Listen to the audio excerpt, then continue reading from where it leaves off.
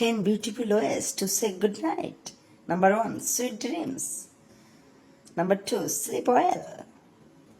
Number 3, have a good sleep. Number 4, dream about me. Number 5, night night.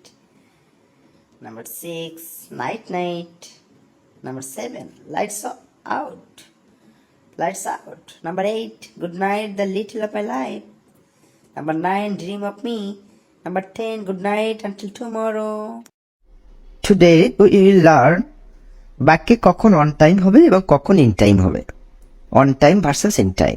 On time শব্দের অর্থ ঠিক সময় বা সময় মতো বা যথাযথ সময়। ধরো ট্রেন আসার কথা 10:30 মিনিটে এবং সেটি 10:30 মিনিটে প্ল্যাটফর্মে ঢুকলো, তাহলে সেটা হবে অন টাইম। উদাহরণস্বরূপ আমরা বলতে পারি the train reached at the platform on time.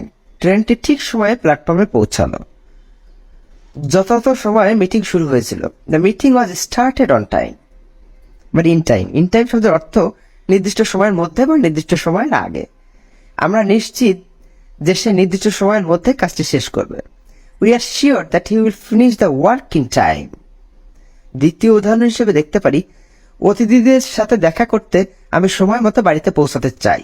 I want to reach home in time to meet the guest. Bird's eye view. Bird's eye view অর্থ মোটামুটি ধারণা। আর rough idea.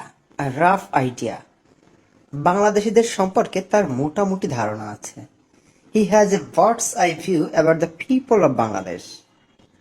Come up with flying colours অর্থ জয়লাভ করা বা সাফল্য অর্জন করা। Win or achieve something very successfully. Sumit পরীক্ষায় সাফল্য অর্জন করেছে। Sumit has come up with flying colours in exam অর্থাৎ win or achieve something very successfully. তুমি আর এখন বাচ্চা নও। You are no longer a baby. এই জীবনটা ভুলে ভরা। This life is full of mistakes. আমার সময় হবে না। I don't have the time. আপনাকে একটু ক্লান্ত লাগছে। You look tired today. কিভাবে ঔষধ খেতে হয়, হাউ টু টেক মেডিসিন। কি বললেন আপনি? What did you say? এটা কোনো ব্যাপার না। It doesn't matter. আপনি কয়দিন থাকছেন? How long are you staying? সে পথে আছে। He is on the way. তুমি কত সুন্দর। How beautiful you